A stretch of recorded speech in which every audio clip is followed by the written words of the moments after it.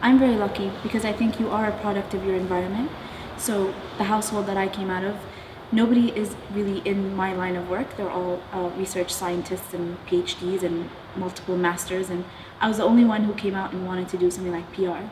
And even funnily enough, when I studied PR, it wasn't because I knew what it was or that I liked it. I just knew that I hated math. You know, it's something so small, so silly, but I was 17, so you can't expect people at that age to figure out their whole life path when like the year before they had to ask permission to leave a classroom or go to the bathroom, you know? And so you're 17, you have this huge burden of your life and you must have it figured out. No one has it figured out. And so even if I went down the path of PR, and even everything I learned in school, I had to relearn from life. And education is very important.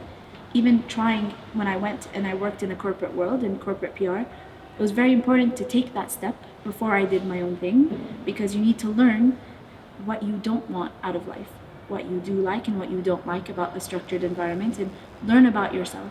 Following my gut is basically how it happened, is that it wasn't really something that anyone taught me, or wasn't something that I would say intentionally did. When something didn't feel right, I got out. When something felt right, I took it full force. So my career started in corporate PR, and corporate world wasn't really for me, and everyone has their own thing, and it wasn't my thing. And when I left, I never really thought, okay, I'm leaving and now I'm gonna do all these things and I must have a plan. It just sort of, I left and I sort of, for a while, wandered around and volunteered in different projects until I found what I love doing. And for a lot of people, they feel like they have to have it figured out. And I've realized now, by the time I'm turning 30 and I'm still figuring it out, and adults really don't have it figured out, and everyone's still on this journey to figure out where their place in life is. It's been a long road of trying many, many things until I found what makes me happy, and that is continuously changing, so I'm still on the journey. With any projects that I do, I'm not a big picture person.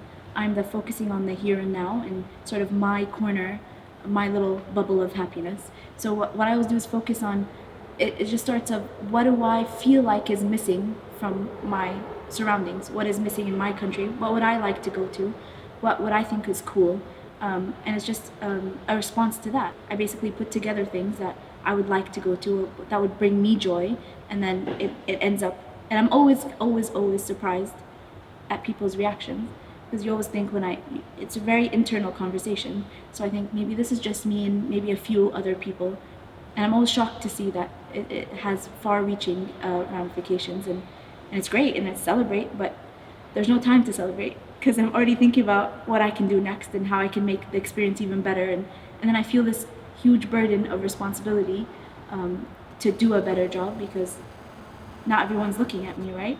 And they're waiting for what I'm going to do next, and I want to continue. It's not something that I want to do just now. I want it to be the rest of my life, and it's my entire life.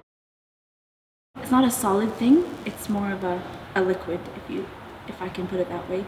It's sort of this movement inside of me that drives me to want to do better than even myself. So I don't look for external factors, no external approvals. It's what I want for myself, and if I'm not satisfied with it, I'm going to continue to strive to do something even better and bigger next time. It's not to say things that I tried over the past couple of years are not something that I necessarily knew how to do. Nobody knows exactly how to do everything. You can't know.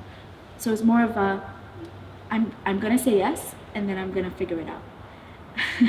So and then you end up figuring things out about yourself, and then, well, I didn't think I could do that, because I think the most crippling thing you can do is overthink something to death.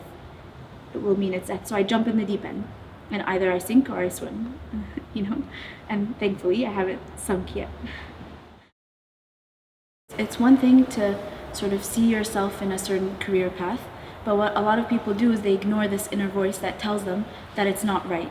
So if your place is not there, you need to adjust your sails. That's what I always tell people, is that not everyone is cut out for a typical life path, and not everyone can handle doing their own thing. You need to learn to not have to ask people for answers to your questions, and sort of look within yourself and really connect with how you're feeling about something, and try it out. I mean, you have nothing to lose. And if it's not right, you can try another path until you figure it out. It's definitely a journey, and it's not by choice either. Like life, even if you plan, and you can have 100 plans, 100 million plans, you can plan everything you want, and then life does its own thing. So you're forced to be on this journey whether you like it or not. So you better be good at adjusting. And those are the people who do the best.